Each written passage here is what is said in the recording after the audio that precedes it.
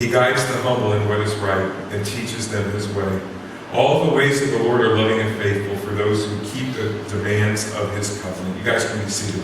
So, let's do some how-tos this morning. The first thing, how to prepare for the season. The first thing is this: make Jesus the priority. Make Jesus the priority. And that's Psalm 25:1. To you, O Lord, I lift up my soul. In you I trust, oh my God. Did you guys ever play this game?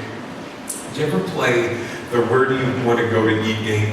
Like after church, husband, wife, or family, where do you go? Where do you want to go to eat? And then the other person says, I don't care, where do you want to go to eat? Anybody ever play that game? I think everyone plays it. And I think the interesting thing about the game is when it gets really deep, you go, where do you want to go to eat? Well, I don't care, where do you want to go to eat? Oh, I don't care. Well, let's go here. Well, I don't want to go there. And that's usually how we're supposed to. About March for us, that stops. And the reason is because my wife, her birthday comes up in April. So we begin a whole different game, and it's my birthday's coming up game. And so when we talk about that with Jen, and if you've ever been around, you know this is true, it'll be like, it's like, maybe late February. March or early March, it's like, where do you want to go eat? Well, we're going to go here because my birthday's coming up. And this lasts, now birthday's in April, but this lasts till May because we do a post-birthday has been coming up or whatever. But here's the point. The point I want to make is this. Do you know what Christmas is about? Like I didn't just tell you. Do you know what Christmas is about? It's about Jesus. It's about the birth and the coming of Christ. I want you to listen to this. Matthew 1:22. All this took place to fulfill what the Lord has said through the prophet. The virgin will be with child and will give birth to a son, and they will call him Emmanuel, which means God with us. The whole idea of Christmas is this, is that God came to earth in the form of a man. That's what it really comes down to. And the whole thing is about how God redeemed the world to himself in Jesus Christ. I want you to understand that there's something during the Christmas season that we can actually do. Listen to this verse, 1 Corinthians 15:58. So always give yourselves fully to the work of the Lord, because you know that your labor in the Lord is not in vain. Now, I was kind of looking at why does this holiday season get so crazy, and where did that whole idea come from? And I found out that it actually started a long time ago.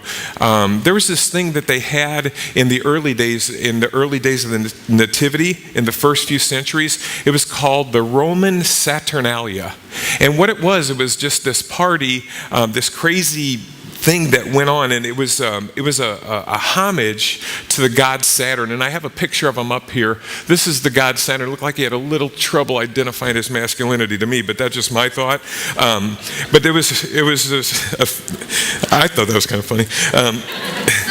But the celebration was one of uncontrolled feasting and frolicking to laud the approach of spring. And so what happens, and this happens a lot of times in church history, what the church does, it sees what's going on and it knows that there's like religious holidays that we celebrate coming up. So what the church does, it creates a counter kind of holiday season, thereby Advent, to counter what's going on in society. And so that's where this comes from, and that's what the whole thing happens. So in this pre-Christmas idea, you have all this stuff going on. So here's what I want you to understand.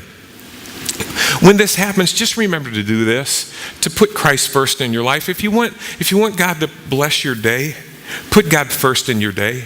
If you want God to bless your marriage, put God first in your marriage. If you want God to bless your finances, put God first in your finances. If you want him to bless your week, put him first in your week. If you want him to bless your business, put God first in your business. That's really what it comes down to. It's so easy to miss Christ in the middle of this Christmas season. Like a little boy I heard, there was a Sunday school teacher, and he was teaching preschoolers, and he was concerned that his students might be a little confused about Jesus because of the Christmas season's emphasis on his birth.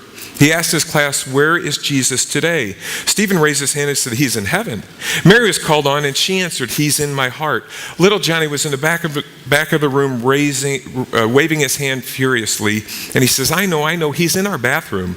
The whole class got very quiet and looked at the teacher and waited for a response. The teacher was completely baffled and at a loss of words for a very, very long few seconds. Finally, he gathered his wits and asked little Johnny how he knew this. And little Johnny says, well, when my older sister is getting ready every morning, my father gets up, bangs on the door, and yells, good Lord, are you still in there? The second thing is, map out a holiday plan. Map out a holiday plan.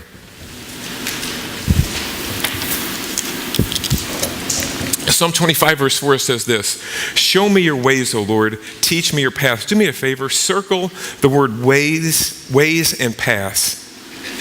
Because the point is this, God's ways, they're planned out. God's paths, they're planned out. God's got a plan for us. Let's do this. I'm going to start. There's this one TV show that has to do with finishing song lyrics. Has anybody ever have you seen that show at all? We're going to do that this morning, okay? So I'm going to start out, and you guys are going to do the rest of the song, okay? I'll tell you what. I'll do one line, you do the next. How about that? Okay. You better watch out. You better not shout. I know the words. You better not cry. Come on, work with me. Okay, let's do it again. I even know that, and I can't carry a tune in a bucket. All right. You better watch out. You better not. There we go. You better not pout. You guys are on it. Santa Claus is coming to town. Now, what's he doing? He's making a list. And who's he checking on? Those who are? All right, you guys are on. Okay, so here's the point. What does Santa do? Santa makes a list. Okay, so let's use that in this holiday season. Let's plan our holiday season by making a list and prioritizing the list, because the holidays can simply get away from us. We only have so much time to spend with family, friends, and coworkers. We really do. And so, what's our motto around here?